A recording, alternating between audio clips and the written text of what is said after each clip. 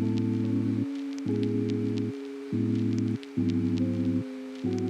is the end of July, and while I went to DC this summer, I didn't really do anything fun in Summary. And I am determined to have the best summer ever, at least for a week. I'm going to do some fun summer stuff this week, like paint my nails this obnoxious, vibrant coral color, put on a Hawaiian shirt, wear a fun bucket hat, read some fun new release summer book, go on a road trip, acquire a fun summer beverage, go to a theme park, go on a roller coaster, eat ice cream, see fireworks, go to a water park, have a midsummer lemonade. Look at some stars. Just kidding. No, but all jokes aside, I really do want to spend this week reading some fun summer releases. I'm especially excited because all three of these titles have the word summer in them. Let me tell you what I know about them. Till Summer Do Us Part is by Megan Quinn. From what I understand, Scotty is a woman who just started working or has been working at a company for a little while, and every single member of the office is married. And one day, somewhere around the less than 20 page mark, she mentions that she's also married, but she's not. And so far in the 20 pages that I have read, which basically encompasses the first like 3 paragraphs of the synopsis on the back, is she's going to find somebody to be her fake husband to impress her boss. And I guess they're also probably going to go to like a marriage camp till summer do us part. Problematic Summer Romance is written by Ali Hazelwood. From what I understand about this one, it is a younger woman. I think there's like a 15-year age gap. So she's 23 and he's 38. So it is a 15-year age gap. I don't really know much else other than it's a problematic summer romance. I also think that the male main character is her brother's best friend. Could be wrong, but I think this takes place somewhere else. Yep, it takes place in Italy. Sicilian villa for 1 week. So we have, this one takes place over 8 days, roughly. Yeah, it's an 8-day camp. This one is a week in the summer in Italy, and this one is in New York City and for an amount of time that I don't know yet. But look, it's blurbed by Ali Hazelwood. Summer in the City is by Alex Astor, and I don't really understand anything about this book, but I bought it because the vibes were cute.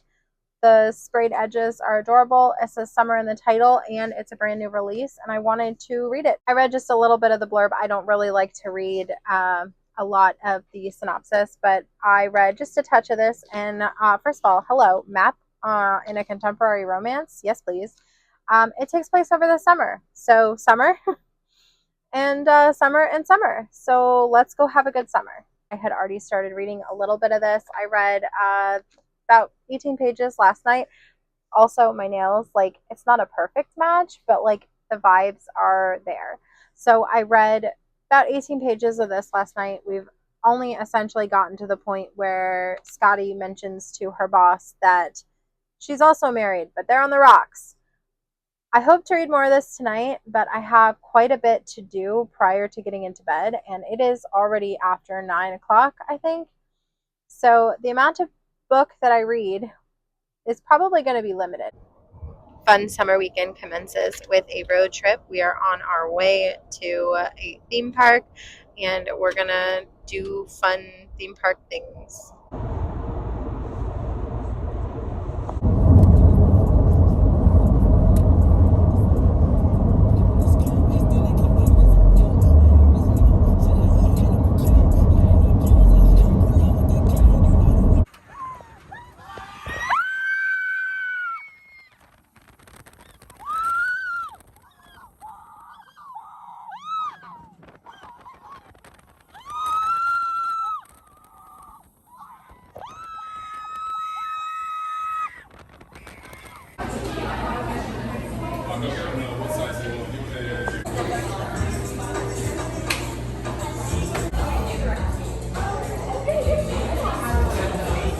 chocolate. That's exactly what it tastes like.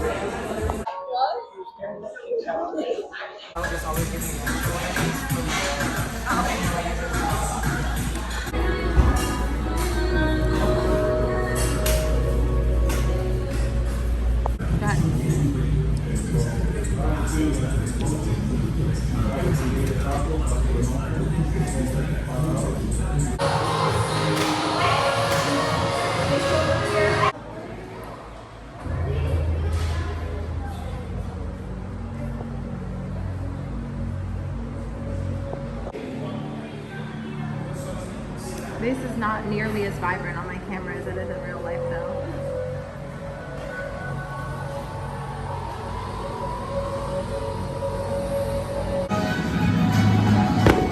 I see.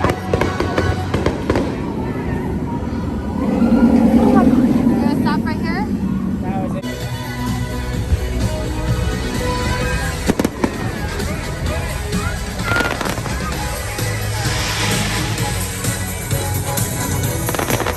Anthony, pay attention. You're gonna walk in front of me.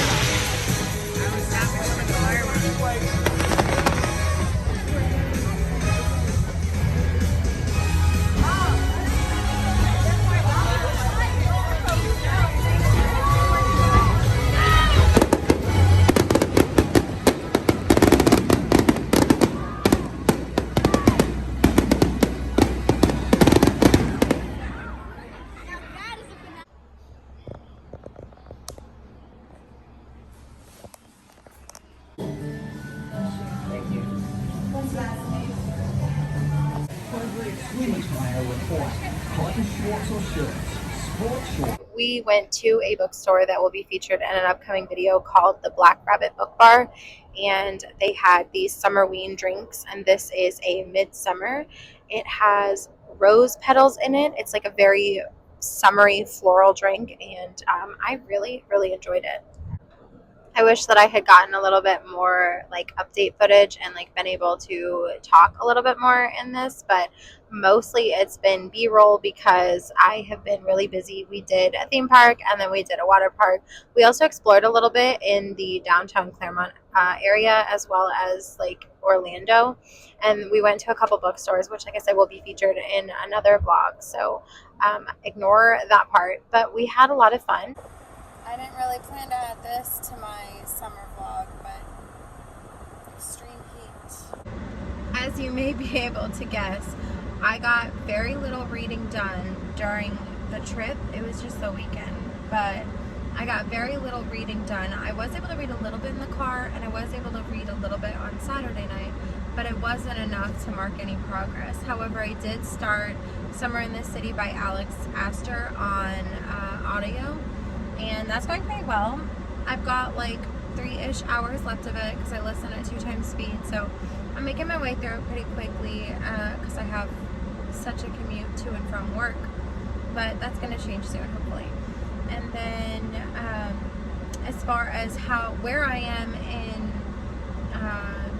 Till Summer Do Us Part, I think I'm right at like the 60-page mark, but I am cackling. This is hilarious. This book is so funny. The improv scene, I died. Like, I could not believe that was a family recipe. It killed me. It absolutely killed me. If you haven't already picked it up, I definitely think you should. Megan Quinn's writing is so hilarious so far. Yet another extreme heat advisory. It is 8 in the morning.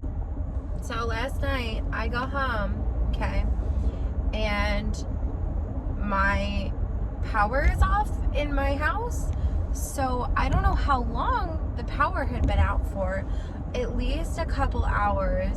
So I go inside, I start freaking out because my cats have a water fountain, meaning that they had no water while it was hot and they had no air. So I start freaking out because, well, like you saw in the last clip before this, there's a heat advisory from yesterday and today. So that's cute, I guess. So my cats are fine, everything's fine. But I had to spend the entire, like, after work basically making sure that they were okay, trying to bring them water, trying to bring them to the water. trying to cool them down, setting up fans, all of that crap, right? Well, they're fine. Everything's fine. I didn't read anything though. Nothing. Not a damn thing. I have been listening to Summer in the City on audio, and I am really enjoying it. It is very sweet, but it reminds me quite a bit of Till Summer Do Us Part, because, well, fake dating. He's very rich. She writes in both of them, so it's like, I don't know. It's very cute though. The differences are enough to where I feel like I can continue reading one physically and listening to one on audio without confusing them. Oh, just another extreme heat advisory. Completely unrelated to summer, other than the fact that this is happening during summer. But there is a food truck that sometimes parks probably about like 3 miles from where I'm at right now, like living wise, and because I'm getting ready to relocate. Irrelevant to this story also. But anyways, the point is that there is a little food truck that parks there. And I follow them on Instagram so I can know where their location is, so that if they're going to be in this location, the one that I will pass on my way home, I can know in advance. And I can stop there. And I can get my little, you know how like when you're craving something and you really want one specific thing, you kind of like you think about it and like you just like romanticize the flavors of it. So they are often parking there according to their Instagram page. However, when I drive past it, they're not there. One time I went to their Instagram page and was like, okay, that's it. I'm tired of this shit. I really just want to know where they're going to be. I'll drive to you. Okay. I'll drive to you. I'm willing and able. And I drove all the way to that location where they said they were going to be, and they weren't there. So they often lie to me on Tuesdays. Today is Tuesday. So I go on their Instagram page when I leave work. Mind you, I have an hour drive, so I have a whole hour to think about this food. And every single time I think about it on a Tuesday, because I check their Instagram page, they're not there. They were there! I'm so excited! I have egg rolls left over. I ordered DoorDash Chili's yesterday to my job. So I had half of it for lunch yesterday and half of it for lunch today, and I do still have some of those Southwest egg rolls, so I'm going to pop those into the air fryer, and I'm going to eat my little pretzel bites with their homemade cheese sauce. I am so excited. This place is a homemade cheese sauce. The pretzel bites and the homemade, I'm not making sense. The pretzel bites and the cheese sauce are from the food truck, and my egg rolls, Southwest egg rolls, are from Chili's. So I'm excited because I have a girl dinner, but it's not very healthy. I might throw in a bag of broccoli and say screw it. You know what I mean? Like, I probably should eat some broccoli. I've been craving broccoli, but I saw that damn food truck. My initial plan was broccoli and egg rolls, but now I have the pretzel bites, and now I'm like pretzel bites and egg rolls.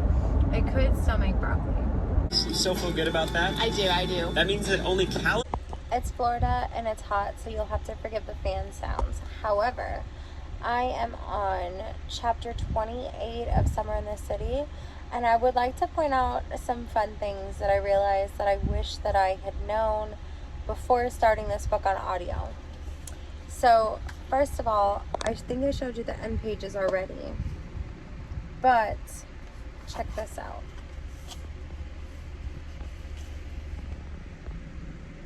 How pretty is that? But wait, it's even better. Check this out. Every single chapter has a little picture that's relevant to the chapter. Every single one of them.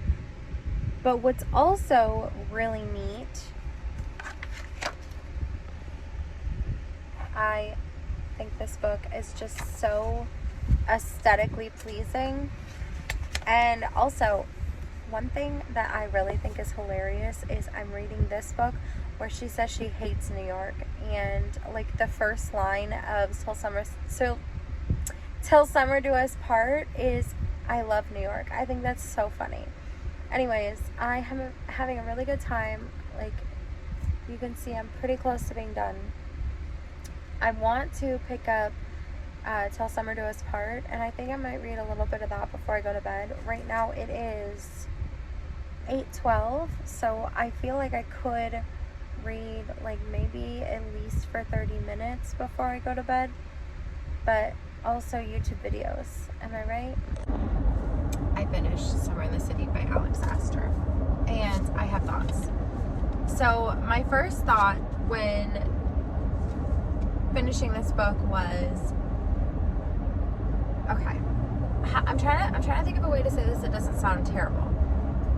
The main character is, like, money is such a sticking point for the main character that she's willing to not be happy so that she can, like, earn the things herself. Now, I understand that this is like it's a positive trait, right? To want to work hard to earn the things to buy them for yourself, not have your billionaire boyfriend buy them for you. However, this is a source of many fights for the couple in the book. And I don't know if I'm more mad at her or more mad at him, because she will not be happy if he buys her something. Like, buying her something is an egregious offense, and he offends multiple times. And for him, he's like, I want to show her I care. I bought her, let's say, a specific place because she likes one thing that they sell there, because they stopped selling it there. I love you so much, I'm willing to buy this whole thing because they stopped selling one thing for you. That is, like, to me, that shows he cares, but she's pissed. And then, like, I'm trying not to spoil the whole book, but, like, he's a billionaire, so I'm sure you can imagine how many things he can buy with his billions of dollars. And she's sitting there mad every time he buys her something. Like, chill, dog. Like, let him buy you a little something, something. You don't, he's not buying you everything, and it's because her mom instilled in her and her sister the value of hard work and the value of not being controlled by a man, and I get that, and that's great, but, like, their relationship, because of this, is such a, there's like a third act breakup, but there's also like a second act breakup because of this, and I'm like, once could have been enough. Like, you know what I mean? Like, they took some time apart to, like, I'm trying not to spoil the whole book, but I fear I did. It's fine. Let me separate my feelings about the characters from the novel entirely. New York City feels like its own character in this book. Like, the way that Alex Astor writes about New York City, I feel like I've been there, and I have never been there. I feel like she paints New York City so vibrantly, so beautifully, that it feels like its own character. It feels really and truly like its own. I mean, it's the places, the people, the pizza, the parks, the landmarks, everything in this book. Like, if this is the way that Alex Astor writes an environment, her fantasies must be incredible, because I know that she primarily writes young adult fantasy. I think this is her first dip into adult romance. Her fantasies must be incredible, and I did purchase Lightlark, and I do have it on my shelf. But truly, and I mean this with my whole soul, if this is the way she writes New York City, I bet her fantasy worlds are lit. Okay, I'm excited even more now to pick up Lightlark because of what I read from New York City. Now, I understand that New York City is a real place, so it's like, it's easier to write vibrancy about a real place. But the colorful way she describes things, perfect. Like, if I was grading this book on environment alone, it would be a 5-star. However, I do have to consult with myself about the characters and about the relationship. The relationship, like, it's very cute. It's cute for the majority of the time. The only thing that really gets me is her insufferableness when it comes time for money. And I totally understand that, you know, her mother wanted very much for her to, you know, be able to earn everything and be able to say she did it on her own. I get that. But it's also a source of, like, issue for her and her sister as well. It's almost like her and her sister were, like, her sister has some of those values, but not all of them. Like, she's okay to be taken care of. And I don't think that everything is so black and white. I don't think that you have to be strong and independent and on your own, or you have to be taken care of by a man. I don't think that life is like that. I think that my husband and I balance each other out. Like, where I am strong, he isn't. And where he is strong, I am not. And that's the whole thing. Like, I am strong and independent, but I am also a princess who needs to be taken care of in some ways. You know what I mean? I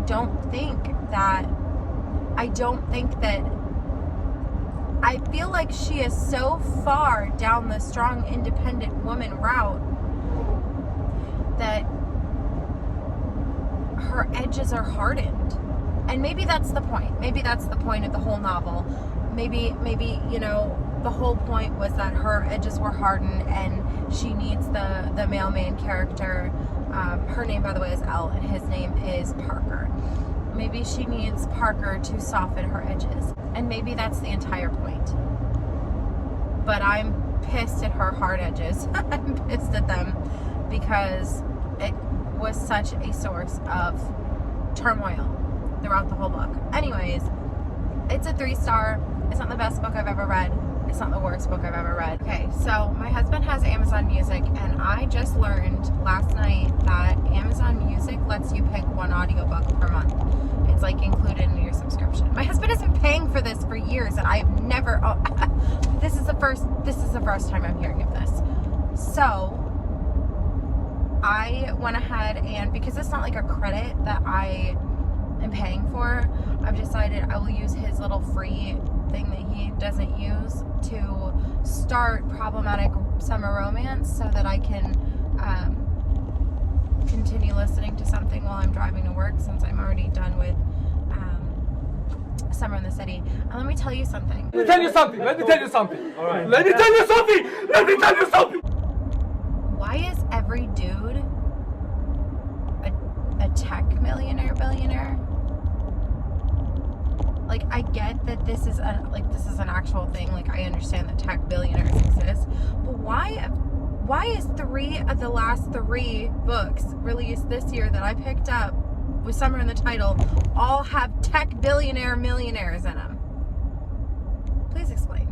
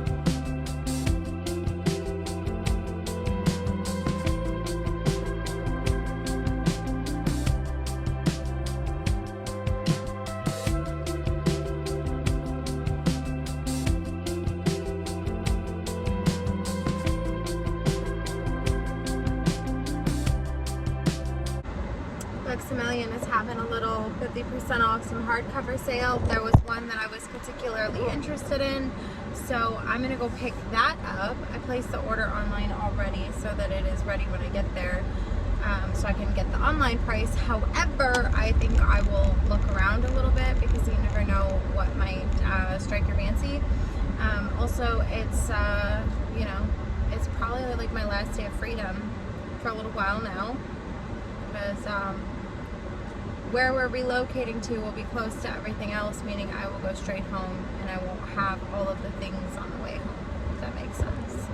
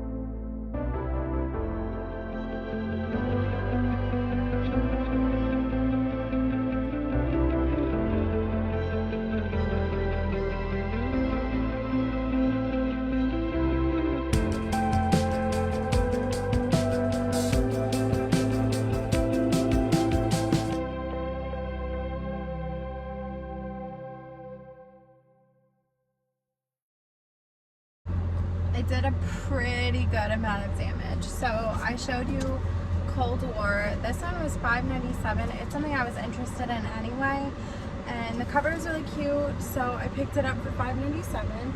I paid full price for When the Wolf Comes Home. This is a book that I want to read so bad. I almost abandoned my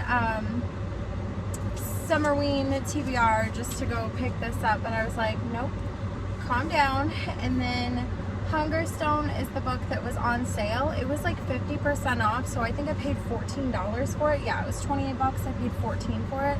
And this is something I was interested in. I think it's a Carmilla retelling. However, I haven't read Carmilla, so I probably should read Carmilla, huh?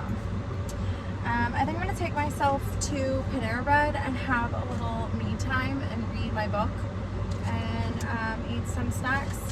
Snacks, it's dinner, but I think I'm going to have a little bit of me time, and I think that's what I'm going to do. Check this out. Books A Million right here.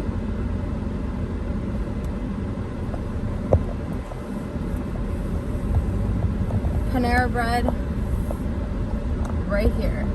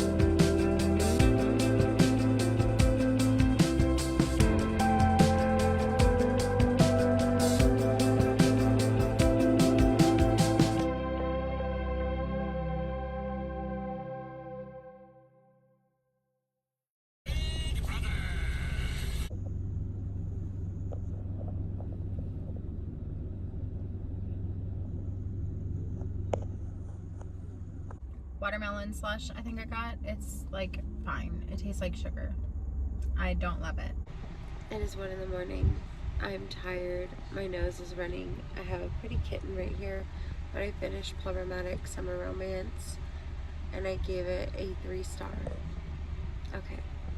Good night. This is like the 6th time in the last week that I have seen or had the Parent Trap reference used. I think it's a sign I should watch the movie. What do you think? It is Saturday. The second Saturday in this video that you saw me wear this shirt, and the third Saturday overall that I've worn this shirt. It's a tradition at this point. I don't know how to stop it.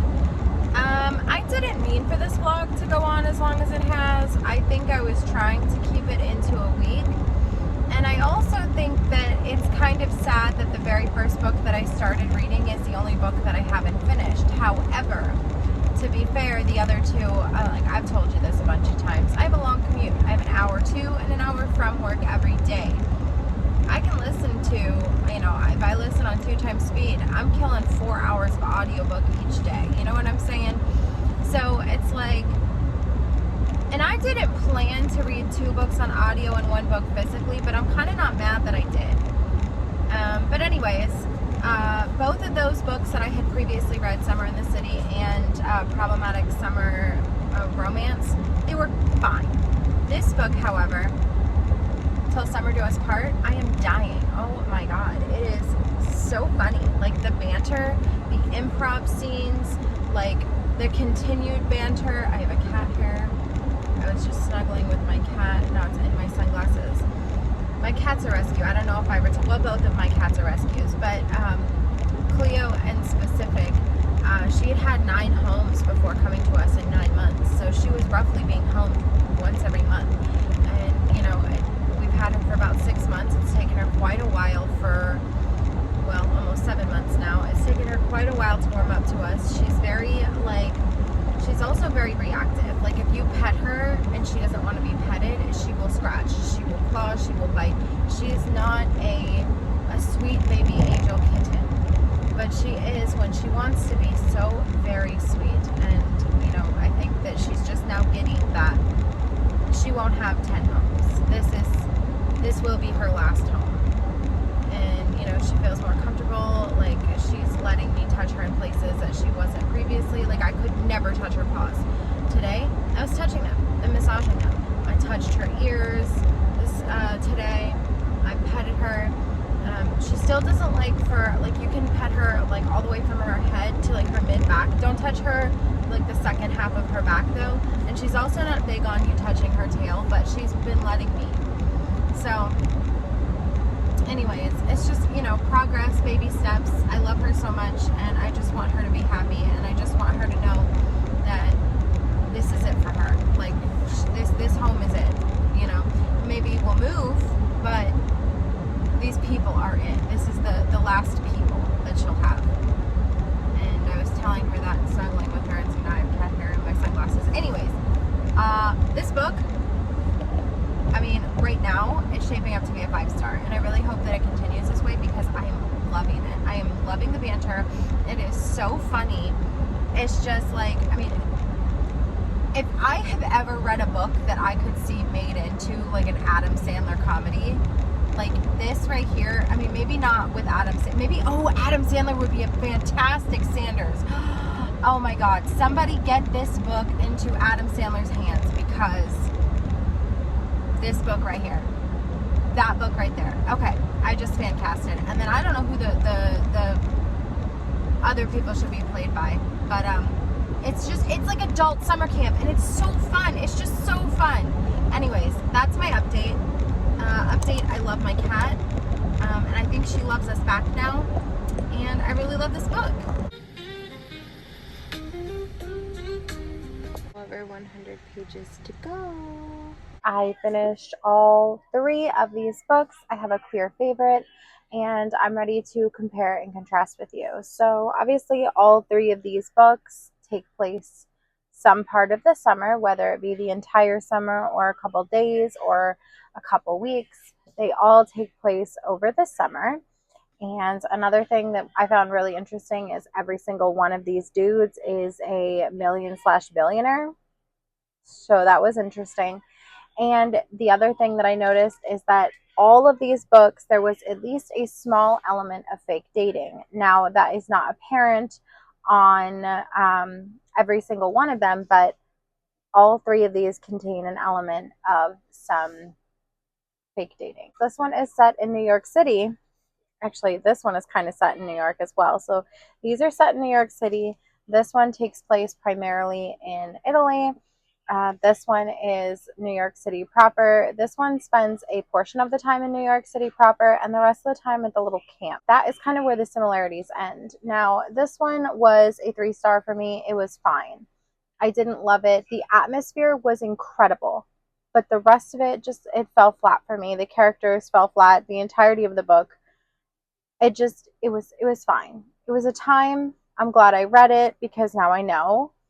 The descriptions of the atmosphere in New York City, incredible. I talked about that briefly and how I'm interested to see what else Alex Astor has done. If she continues to write descriptive places like this, I think I will love her fantasy novels.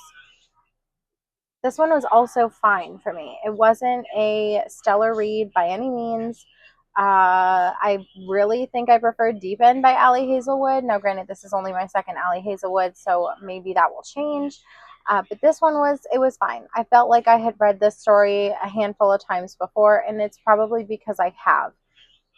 Brothers, best friend, age gap, it's a common trope. It's a good trope, and it's a good trope for a reason. It's a common trope for a reason, but for me, this doesn't stand out amongst the numerous age gap brothers, best friend romances that I've read in the past. Now, on to, for me, what was the star of the show. I think that this might be, if not a 5-star, at least a 4.5-star.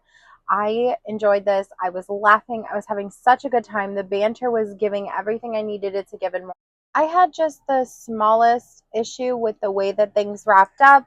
I can't really say why because it's a spoiler, but I enjoyed all 400 pages of this book, despite the fact that this took me the longest to read. I feel like if it had been any other week, any other weekend, I would have flown through this. So far, might be my favorite romance of the year. I think we're shaping up pretty nicely, and that's really convenient for me that I feel that way because I actually own 3 copies of this book, which is not very cute, not very consumerism savvy, and it's like actually kind of gross, but I don't know. I have no excuse. I bought these before I even read the book. I guess I felt in my gut that I was going to love it. I loved it. The improv was giving everything I needed it to give and more. I've never read anything by Megan Quaid up until this point, and I'm so grateful that I was able to have this experience because I think I will now be a Megan Quinn reader for a very, very long time. So that's it. 3 summer romances while having the summeriest summer that ever did summer. I also picked up a golden hour green tea from Dunkin' to celebrate the end of this vlog. And I think this will conclude my summer as well, as this is probably the last fun summer drink that I will have during summer, because now that it is into August, we are officially into spooky season. So I will be packing up all of my summer and pulling out all of my spooky. Thank you so much for joining me on this this week of summer, the summeriest summer that ever did summer, whatever the title of this video is. I hope that you enjoyed this video. I enjoyed making this video. I love a vlog. I am a sucker for vlog content. If you also like vlogs, you've come to the right place because that's pretty much exclusively what I film at this point. I hope that you enjoyed this video, and if you did, please come back for another one.